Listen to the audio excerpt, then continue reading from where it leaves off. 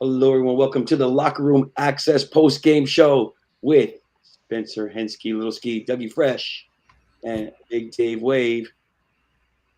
Somebody, I only saw the last 8 minutes. Somebody, please tell me what happened. Although, by the way, at the end of the game, I was like, "There's no way Louisville's winning this game because they just don't have the players." If it was any other team, I would have been nervous. Right? They couldn't even get it. They were so far away from the basket, no one was looking to shoot it. But Yeah, please explain to me. Like I knew we went up 10 or 8. But prior to that, what was going on? we gotta put it away. The first half, I know like Louisville doesn't care. They're playing for nothing, so they're free. They're open. They're going. They had good energy. We had very heavy legs the first half, in my opinion. Very uninspired, and Louisville was just having fun, right? Like they have talent, man. They have players. I don't think the coaching staff. Well, I don't think the coaching helps the players much. That's my opinion from watching one game. Toward the end, I think Dave the Wave will probably have a better explanation of kind of what happened down the stretch. Well, I saw it down the stretch, but I'm just Big Wave Dave. Let's call him Big Wave Dave. I saw what happened down the stretch. I'm trying to figure out Right. what happened in the first half that we were only up by 4 or 5 at halftime, and what happened from. We were just we were sleepwalking, man. We weren't, You've been nobody inspired. playing, right? You come off a big win against Duke, and no matter how Sure. good it is or how bad, whatever their record reflects, and they're still good. But you win a big game. You're at home. Lots of celebration. We were in the locker room after the game. Yep. And the dairy market after the game. Everybody's having a good time. You're eating up all the food you can get your hands on. Barbecue. Barbecue, right? Barbecue chicken. The coleslaw. Yeah, but the players, I don't know. These guys, I don't think they like go out and party. Maybe they do, maybe they don't. But it's draining. You've had the whole thing about the foul that wasn't a foul and talking about it. I think they just, it's a weird part of the season. How's that part? It's end of the season before the tournaments, injuries, you're tired, and you're bored. Okay, Right? I'd be hard pressed to agree on that one, Dougie. I agree with a lot of things you say, but bored. They played bored. I'm giving you the explanation of what happened. It's going to be to you, someone who played at the highest possible level in college. Yep. Right, that I always revere. I appreciate that. A game like this against a team that's not very good on paper. I don't know how many, high-level Division I players they have. You just beat Duke, a big, huge game, and now you're playing at Louisville against Louisville. Like, how do you get up for a game like this? Is it that question? Is it? How do you get up for a game like this, or is it? Hey, we just didn't hit our shots today. We played hard. We did everything we could, but we just didn't play well. We didn't play very hard tonight. How's that? We didn't. Louisville out-harded us playing. They played harder. They did more things. We were late to the ball, late to different things, and different. I think if you guys agree, it's hard for me to watch the first time. I got to start doing the second watch because I'm so busy during the games. But I don't know. I thought we played bored. How's that? I could agree, Doug, because this team is not good enough to play bored. Yep. And we saw it tonight.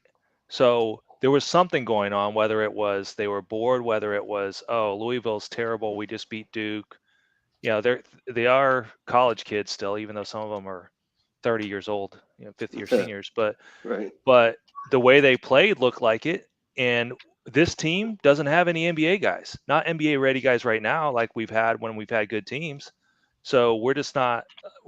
Duke isn't even a ranked team, and it took us to overtime. That should have been a wake-up call to say, yes, Duke has talent, but they're not a great team right now. So for me, it was just that was people's concern going in, and Louisville was so bad they were like, well, it doesn't matter if we play lackadaisical, we should still win by 10. Well, this showed, and I was going to ask you, Doug, do you think something's going on with Beekman's health again, or has he just had two just really? I tell you what, I didn't think it again in the Duke game. Watching tonight, I kind of had that sixth sense. I would not have said it if you didn't ask me. Yeah, I did have that sense. He had that one drive when he came. He always goes left, and he came back to the right and kind of scooped it up and hit the bottom of the backboard. He's usually, at the box, right? His hands are usually at the box. Well, and I at the know, square. I'm sorry, doing that, What- but he was he's didn't have that elevation. I thought he had it at Duke though. I don't. I was doubting it because even at Duke because his 2 dunks were fingertip dunks. They weren't. I mean, I know one was just off the vert, but Yeah. the breakaway, he barely he Kevin McHale'd that dunk, little fingertip dunk. So I was questioning whether he was fully. It seemed defensively in that game he was there, but he still let. I know there was a couple possessions where what's his name, the Australian point guard, over dribbled and still scored on Beekman, but he didn't have the burst at the end to go up and get shots until the very end. Obviously, I mean the one he blocked. But that's why I thought against Duke it was no problem because he came and okay, got that thing. yeah, It, at it the might be very end. it might be more of a mental thing. He might Could be. remember whatever happened to him when he injured his hamstring, not the ankle. The ankle is what it is. But you remember that stuff and you think about it, right? Do you guys remember Memphis losing to Kansas in overtime in the national championship game Yeah, Yes. with the Free throws. Chicago point guard, with the free throws, right? Derrick Rose, right? Derrick Yep. Rose, and with the free throws, and Calipari said, "I'm not worried about free throws." Yep.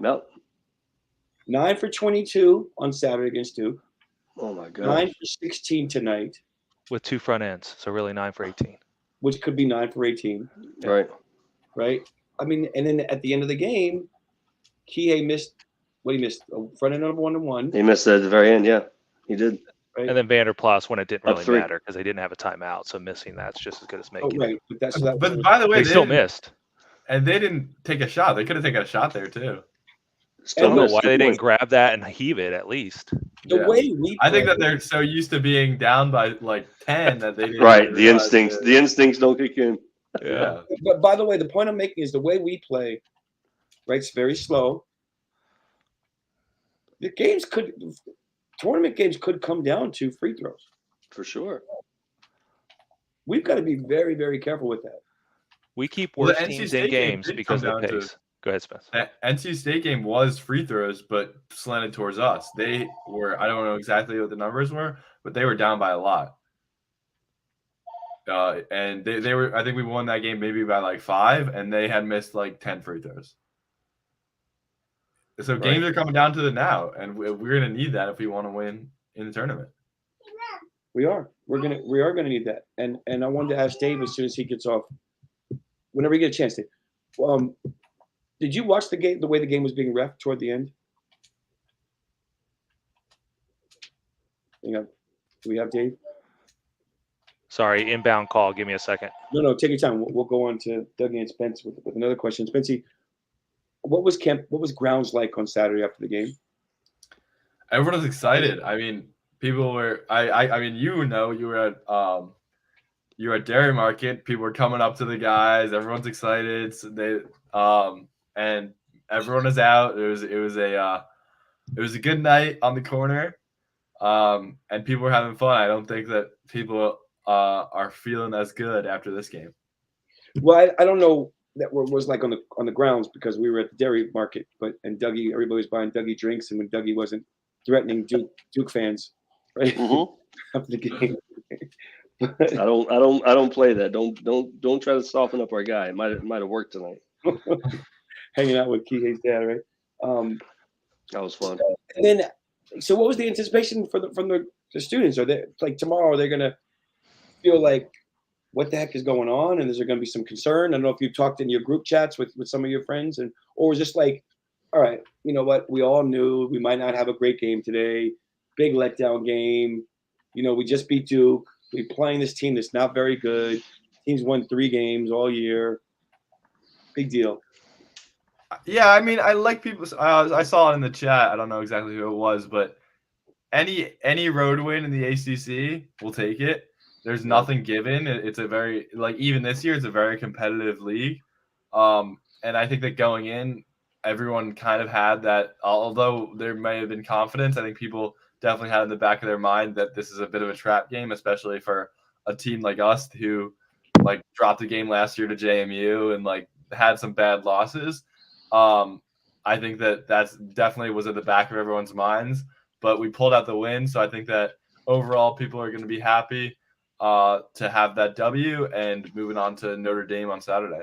different situation with JMU last year. Like our team was the NIT team, right? Versus this year, our team is good. I watched them play, and we got a chance to see Tony Bennett in the elevator. We got a chance to see Ronnie and Jay Willie after the games, and we saw all the coaches have. And I'm like, you guys are really good to each coach, and they were like, yeah, but, right? Which is how you have to approach it as a coach.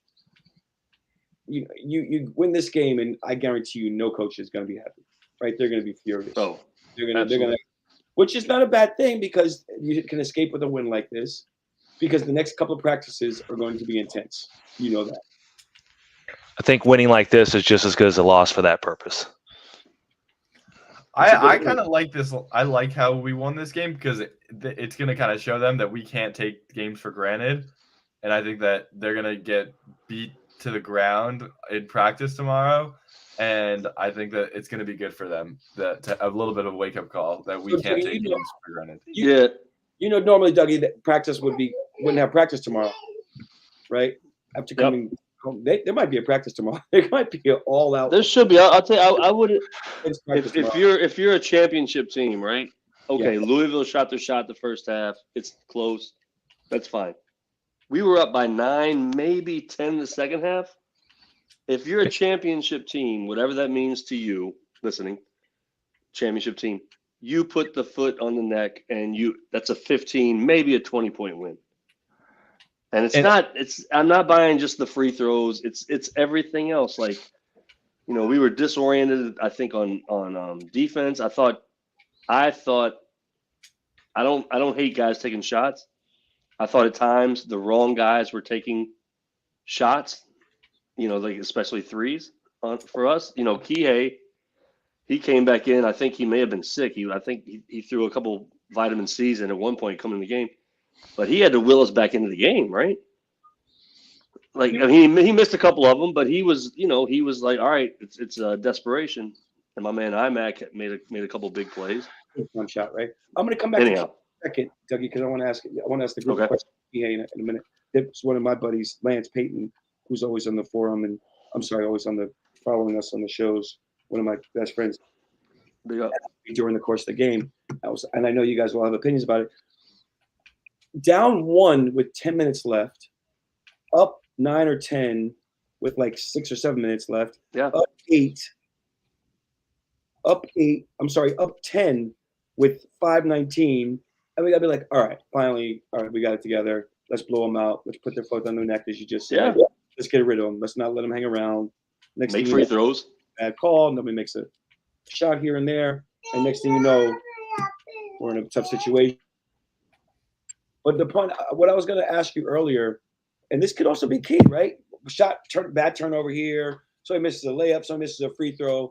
Next thing, he'd go coming down court. Referee gives them a call. Dave, you know all about refereeing and officiating. What did you think about the last couple of minutes, the officiating? I mean, so Kihei goes in and misses the layup. There was no foul there on the missed layup. The one that he missed, they didn't call a foul. He didn't go up strong like most of the season. I've seen an extra little burst in his hops, and he didn't have it on either of those plays. The second time, we were fortunate that they did call it. He did get hit on the arm. It was a foul, but that is one where he got hit late that I've seen be let go too. So again, he earned it. He got hit. But if he doesn't get hit on the arm, he doesn't make that shot either. It was not a good shot either. So him driving in all the way, like he's gotten stuck in the past. That's where he's gotten in trouble the last couple of years, and he's done better this year of getting all the way in there. As far as on the other end, I didn't really see any issues with the calls they were getting. Isaac hit that 3, which should have been the dagger, and we took our foot off the gas because I think it's in our heads now. Everyone's afraid to go to the free throw line. It's like the LeBron syndrome where he doesn't drive at the end because he's afraid down 2 that he's going to miss one of those. That's what some people say anyway. I don't know. And Isaac's made 3 was his polka dot style jump shot. Left side, yep. Step and back. With the big, but I'm saying the big elevation. Yes. I think he did it a couple times. And he had to get it over that guy. The free throw thing, man, it's I remember when I played, we had a few times down the stretch, people miss a free throw, and it's contagious, and it's very strange to me. Like every time I got a chance to shoot a free throw, Marky, I would sprint to the free throw line. And I told Dave and Spencer before, you know what I thought about when I shot free throws in college, Marky?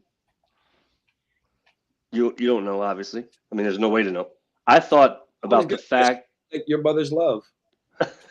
Yes. Dedicate every free throw you make to your mother. No, yeah, of course, but the fact that the camera is right on me right there, and it says Doug Smith, Fayetteville, Tennessee, never started a game. No, I'm kidding. You know what I'm saying? The free throws on your. I'm just thinking, wow, the camera's right in my face right now. That's what I thought about. I didn't think about the free throw. The free throw's easy. Yeah. What about the lineup at the end of the game? What did you guys think? Did you guys think that Caden should have been back in there to get some rebounds? We get key offensive rebound late. He might be our best free throw shooter too. He's a good free throw shooter. I personally didn't think he should have been in, but that's yeah, but I'm not good at this. You're not going to take out, Gardner, Vanderplas, Beekman, Franklin, or Kihei, or Gardner was out because Isaac was in 4 guards.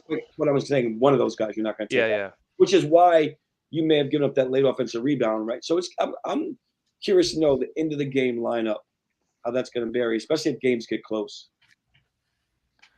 Right? I mean, depending on what the opponent's doing, with Franklin's travails from the line too, I might have had Shedrick in instead of Armand. Yep. Yeah. Did you guys see that about the ball being flat? Yeah, Sally Hicks said on the radio, somebody said the ball was flat. 2.8 versus 6 or 7, which is normal. I mean, if you, but does you she mean know that when you're playing. Versus 2.6 or actually 6? Right. She wrote 6 or 7. Well, I don't know. Yeah, it's probably right. Well, it can't be that minuscule. Is this Louisville's version of Deflategate? Well, that should be good for free throw shooting, right? It should be easier with a flat ball. I don't know. Not easy to dribble. No, shoot. I mean, you just touch the rim with it, and it's gonna fall in like a sewer.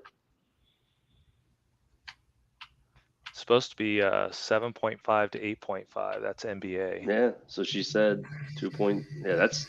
I can't. Dude, you'd stop. No, you'd stop the game in the middle of it and say, "Mr. Ref." So here's the question that Lance Payton raised: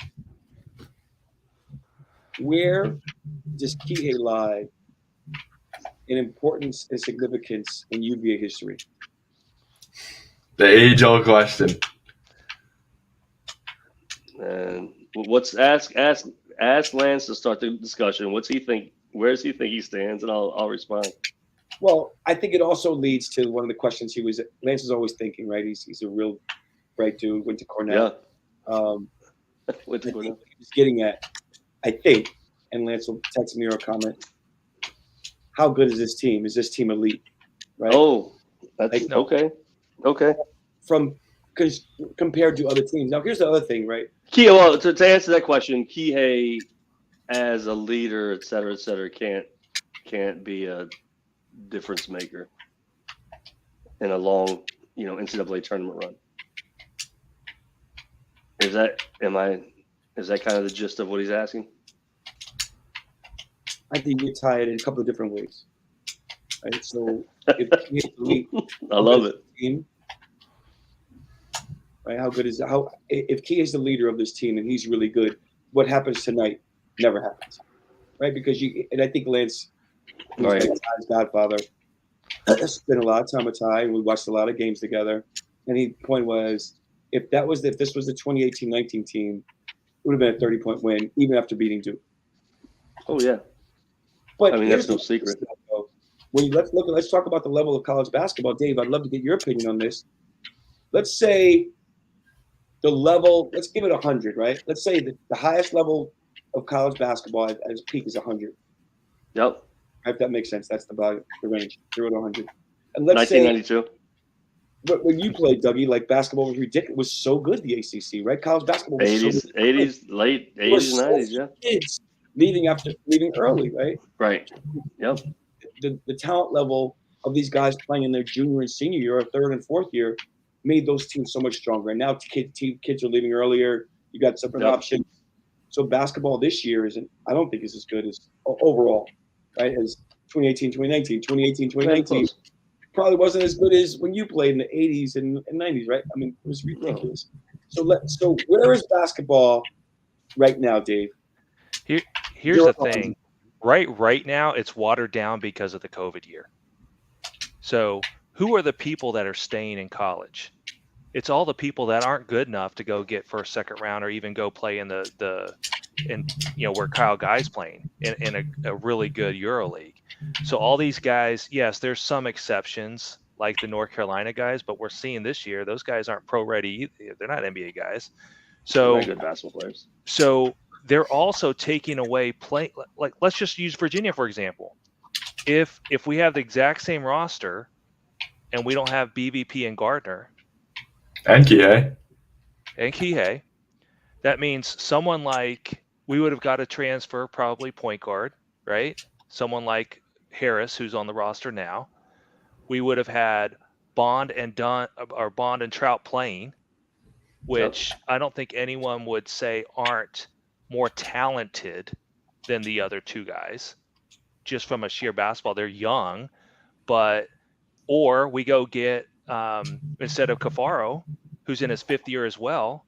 If he decided to bounce, I heard rumors he was close to bouncing last year too, go back to Argentina, then we would have got, someone else. So right now in our top 8-man lineup, we have 4 mid-major type size and athletes, right? So comparative to everyone else, to your question about, well, how good is college basketball?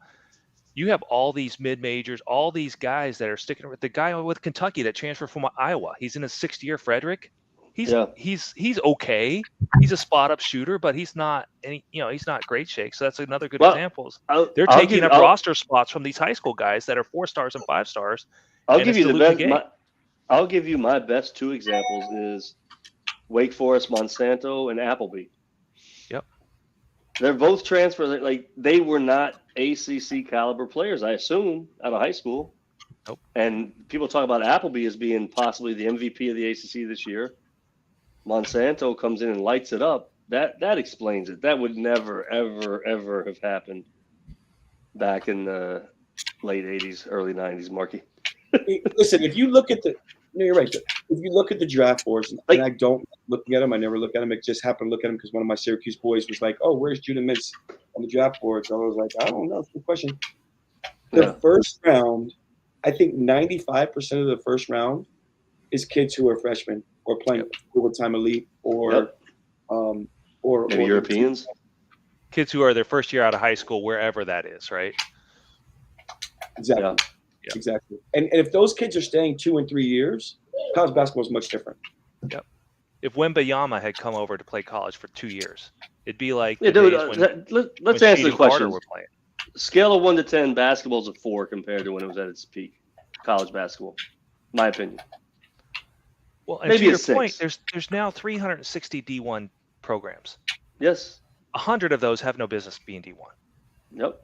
100 at least. It's not the same level. So why not just make it a like football, right? A D1 AA or something, or send them back to D2. But everyone wants the D1 money, so they're all trying to move up. Well, exactly. You answer your own question. We all know why it is, right? Oh yeah.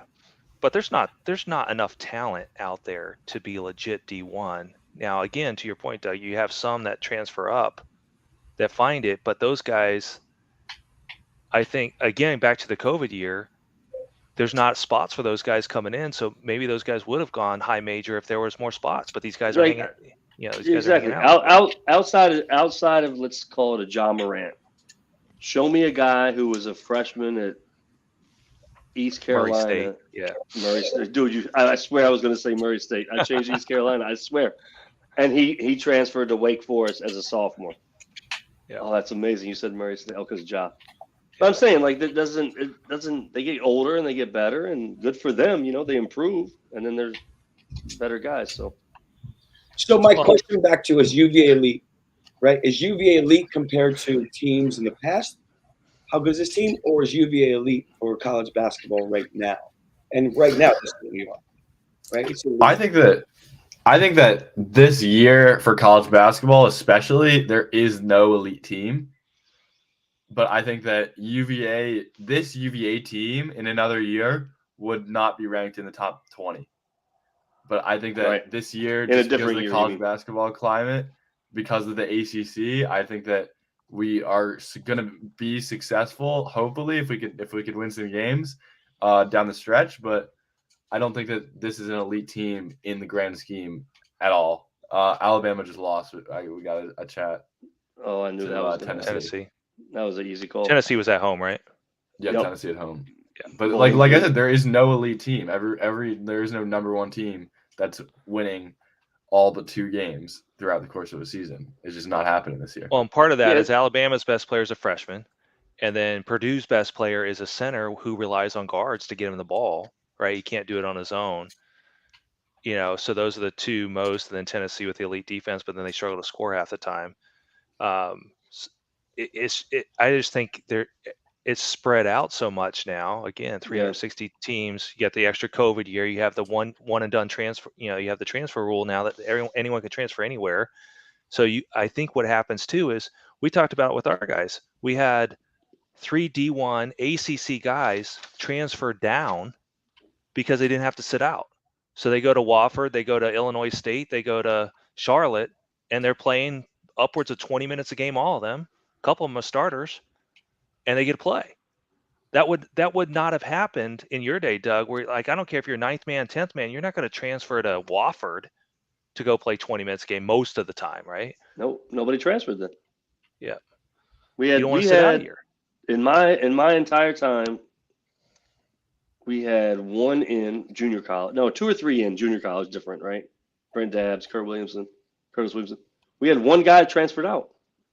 Corey Stewart. He went to Wilmington.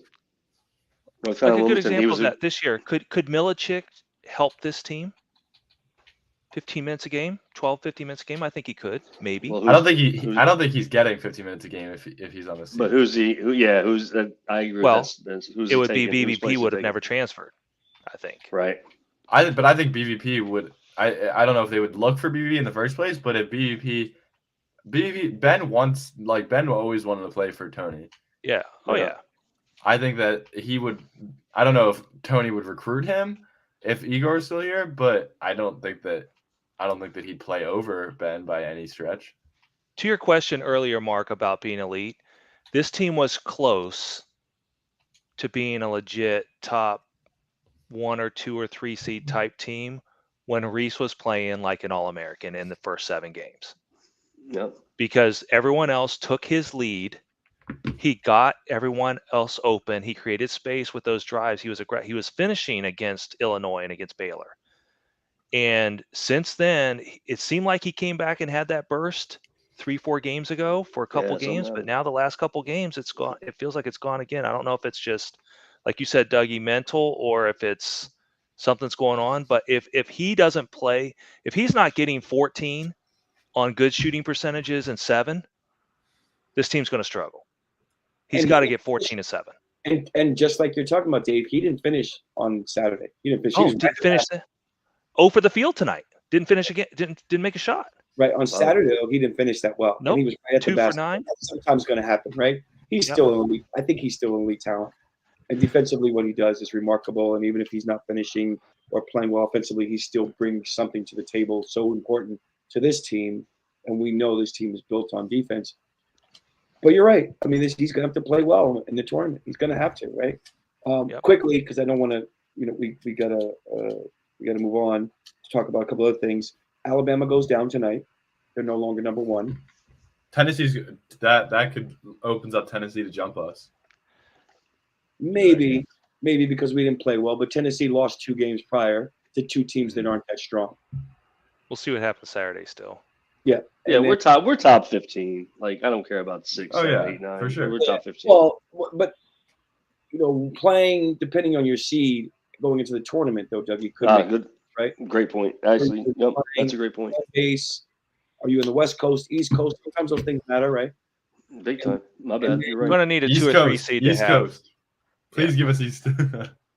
Well, gotta get that regional MSG mark. I want a 2 or 3 seed because I'm here 20 minutes from Greensboro, and that's the one I want, right? So I can I'll give all the team live 2 reports seed from there in all the day long. East. We'll take How that do we finish? 100%. We'll have the key conversation next time. We'll let some people, I don't know, marinate on it. Marinate. Like Dougie? I knew you'd Every I other was day gonna and all say the different marinate, but platforms. you came too quick. Come on, Marky. We've been hanging out too much together, boy. I know it. The past weekend was a good time. Awesome. How do we finish this season? 1, 2, 3, or 4? And who finishes 1? In the I think conference? 1 is going to be Bama, Purdue, No, Houston. I'm sorry. ACC. No, conference. Oh, ACC? In the ACC. Oh, we're finishing 1. We're going to be number 1. I'll throw a 1. monkey wrench We in may be there. tied. We may be tied for 1. We're gonna be 1. We might share it with Pitt. Yeah, we might share with Pitt. agree. Pitt's got a tough game against Miami, though. Miami's That's a got a challenge. fairly favorable schedule. I'm going to go with Miami. That's my monkey wrench. Miami's the best team in the Ooh. league right now, the way they're playing, I think. I agree with that. I don't disagree with that. They're not gonna be first. Miami's gonna got finish one first. tough game, like when you consider a tough game with the highest ranking teams and at home and home versus away. And we basically have, we got to go to Carolina and we got to play Clemson at home. The other 2 games, we should do well, right? I expect a different team on Saturday after some crazy intense practices. My scariest Notre game Dame. is at Boston College. That place is Yeah. cold and dank, and Yeah. it just feels like it's always tough. Yeah. I Who was expect saying that? Was that Shane talking about BC on Saturday? how much he hated that trip. Yeah. Or Shane. Right? Gets to sit Tough front life row for at him. basketball game, watch the game, pass Dougie drinks, pass Dougie Gatorade when Dougie's at the game. Starting to become spring in Virginia, Let's and go, you Shane. go for that trip and remember it's still winter. Oh, I know it. It was so cool. It was 70 here today. I'll tell you what, Shane. crazy. It was 62 here. Shane sneaked me, by the way, Mark, at the dairy market afterwards. He came over. I think I was at Kihei's dad and the Duke guy. I'm like pushing the Duke guy away. The Duke guy tried to buy. He was like nice to Kihei. Then he told Malik, Kihei's dad, like, "Sir, can I buy you a drink?" And I told the Duke guy, I said, "Absolutely not. If you want to buy a drink, you'll buy all the Virginia people here a drink, but you don't. We don't play that. We don't do it like that." And then Shane came up, and Shane's like, "Oh, let me get this, that, and the other." And I'm like, "All right, fine, Shane, you're paying." He's like, "Oh man, you gonna do that to me?" Shane's a riot, and Shane did okay on Saturday, so he should have been buying. If I would have known that, I would have ordered some. That's food. why I told him. But no, Shane, it's just fun, man. We had a blast. It was good for thank you and Yep. T-Dubs and locker room access. Yeah, It's and by the way, important. we have to thank a few people. And Spence. Angela, I got to look up TW's email. A couple of restaurants who were so supportive at Takeaway. Angela, thank you from Takeaway. I believe Angela Johnson at the Take It Away. Sorry, at the Take It Away. And Cleo Sapp at Citizen Burger. Thank you, Cleo. Oh, that was a spot. That's where I got my chicken sandwich. Just gonna ask And you. thank you to Mr. Cotton, John Cotton from the Good Feet store. He showed up and showed out and got me a ticket, and a big supporter. Who are we forgetting, Marky? Oh, there's too many people to list. So many. We had people coming in, the Lions family, Greg, GL, and Lisa were in the building. And he's getting big. Connor. 6'6" now? 6'6", and just shooting it from everywhere. Dave, you would love this kid. If you remember, Greg Lyons walked on, grew up with Willie Dersh. Oh, His nice. son is a stab, and he just fires it. It's incredible. I love it. Hey, Walk in the gym range. Stabs got some ballers this year. Wait a minute, Dougie. If you're going to talk about Greg, his wife was the real baller. Oh, he knows. Trust me. There's no secret in that family. Lisa Lyons, and dude, shame on me. I know her last name, and I can't remember. She played at Virginia. Solid 6'2", maybe. Yeah. Power forward / forward. Oh yeah, and she. By the way, Wu-Tang ain't nothing to fuck with, and nothing to mess with. When she's doing her sports and her things, she's serious, sweetheart, She total looks sweetheart. intense. What's that? She looks intense. When it's time to be intense, she's intense, but a complete sweetheart. Like Looks like I'm gonna handle mine. All right. that's how we do. Saturday noon at Virginia, at JPJ versus Notre Dame, who hasn't been playing well this season. I think we learned. I think today we learned we can't.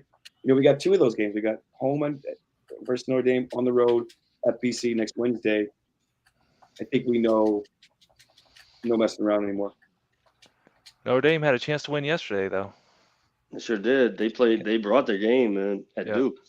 It's like throw the stuff out the window, man. You thought Duke would have come out and got every call and won by 25? No, sir.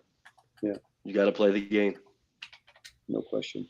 Would love to have this conversation. Love to take a poll on who everybody thinks is going to win the ACC. Now, I know most people are going to say 95% of people are going to say UVA. Right? But if you look at the schedules, you look at Miami. Well, what do we got? The BPI or whatever gave us 96% chance to get a To win at least share. Yeah, to at least share. Who's For a BPI? For a Ball share. Dome Power Index. Oh, Right? So that'll be really interesting.